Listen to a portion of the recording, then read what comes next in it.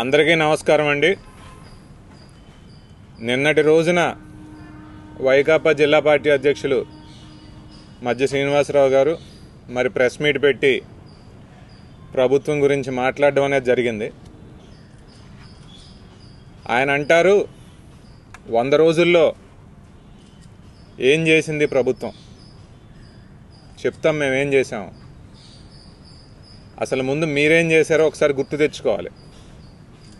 151 సీట్ల నుంచి 11 సీట్లకు పడిపోయిన మీరు 100 రోజుల్లోనే మళ్ళీ ఏవో ప్రశ్నలు సంధించారంటే ప్రజలు మీ గత 5 సంవత్సరాల పరిపాలనని మర్చిపోతారని మాత్రం మీరు అనుకోకండి. మీరు నిన్న ఏమేమైతే మాట్లాడారో ప్రెస్ మీట్లలో అవన్నీ మీరు చేయలేకపోయారన్న సంగతి ప్రజలకు తెలుసు అని చెప్పి ఇంకొకసారి నేను గుర్తు చేస్తూ ఉన్నాను. తెలుగుదేశం పార్టీ అధికారంలోకి వచ్చిన తర్వాత చంద్రబాబు నాయుడు గారు ఏదైతే పెన్షన్ పెంచుతామని చెప్పారో వచ్చిన వెంటనే పెన్షన్ పెంచడం అనేది జరిగింది. మీరు అప్పట్లో 2019లో 3,000 రూపాయలు పెన్షన్ చేస్తానన్నారు కదా, చేశారా అండి వెంటనే అని చెప్పి నేను అడుగుతా ఉన్నాను.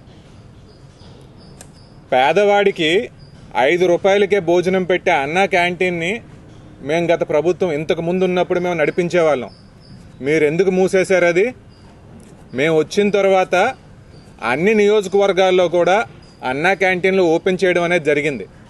దీనివల్ల ఎంతో మంచి జరుగుతూ ఉంది ప్రజలకి. ఎవరైనా డిస్ట్రిక్ట్ హెడ్ క్వార్టర్స్కి కానివ్వండి, నియోజకవర్గం హెడ్ క్వార్టర్స్కి కానివ్వండి, హాస్పిటల్ పనికో లేదంటే ఏదైనా ఆఫీస్ పనికో కనుక వచ్చారు అంటే పేదవాడు అన్నా క్యాంటీన్కి వెళ్ళి 5 రూపాయలకే అన్నం తినగలిగిన పరిస్థితి తెలుగుదేశం పార్టీ కూటమి ప్రభుత్వం కల్పిస్తూ ఉంది. ఇది మీకు కనిపించట్లేదా అని చెప్పి నేను అడుగుతా ఉన్నాను.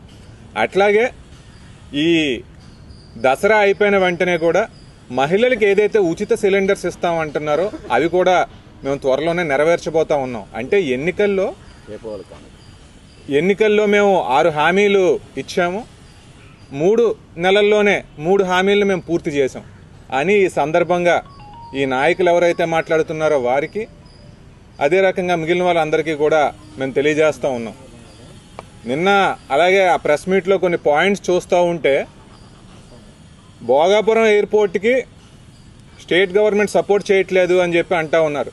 బహుశా మీరు గుర్తించాల్సింది ఏంటంటే పూర్తిగా సపోర్ట్ చేయనిది ఎవరైనా ఉన్నారు అంటే అది గతంలో వైకాపా ప్రభుత్వం అని చెప్పి తెలియజేస్తూ ఉన్నాను.